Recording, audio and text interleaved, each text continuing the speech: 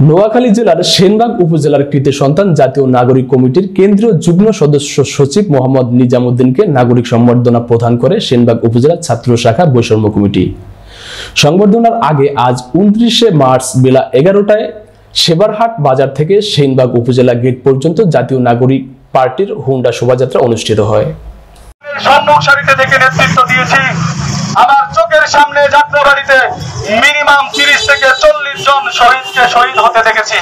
অসংখ্য মানুষকে আমার ডানে বামে সামনে পিছনে আহত হতে দেখেছি। হয়তো সেই আন্দোলনে আমি নিজেও বুলেটবিদ্ধ হয়ে শহীদ হতে পারতাম, কিন্তু আল্লাহ আমাকে বাঁচিয়ে রেখেছে। আমি এখন বোনাস লাইফে আছি। সুতরাং যারা বোনাস লাইফে আছে তাদেরকে মৃত্যুর ভয় দেখিয়ে লাভ নাই। এখন এমনও বলা হয়েছে আমাকে সেনবাগে নাকি ঢুকতে দেওয়া হবে না। আমি সেনবাগের ছেলে, সেনবাগে এসেছি, সেনবাগে বারবার আসবো। সেনবাগকে বাংলাদেশকে কোনো ফ্যাসিস্টদের হাতে আমরা দেব না ইনশাআল্লাহ। আমরা সংখ্যায় কম হতে পারি, আমরা বয়সে ছোট হতে পারি, কিন্তু আমাদের স্বপ্ন অনেক দূর। আমরা বাংলাদেশকে স্বাধীন করেছি, আমরা আগামীর বাংলাদেশকে বিনির্মাণ করব। আগামীর বাংলাদেশ বিনির্মাণ হবে শহীদের রক্তের উপর দাঁড়িয়ে। আগামীর বাংলাদেশ বিনির্মাণ হবে 2000 শহীদের আকাঙ্ক্ষাকে সামনে রেখে।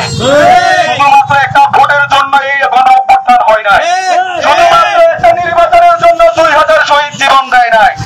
যারা ভোট নির্বাচন করে জিগিয়ে তুলতেছে তাদেরকে বলে দিতে চাই, গত 15 বছর ভোটের জন্য কেন হাসিনার পতন ঘটাইতে পারলেন না? গত 15 বছর 3টা ইলেকশন থামাইতে পারলেন না? কেন আদেশে অক্টোবর ঢাকা শহরে লক্ষ লক্ষ লোক নিয়ে 10 মিনিট আপনারা স্থায়ী হতে পারলেন না? সব নির্বাচনের জিকির আমাদেরকে শোনাইয়া লাভ নাই। আমরা রক্ত দিতে শিখেছি।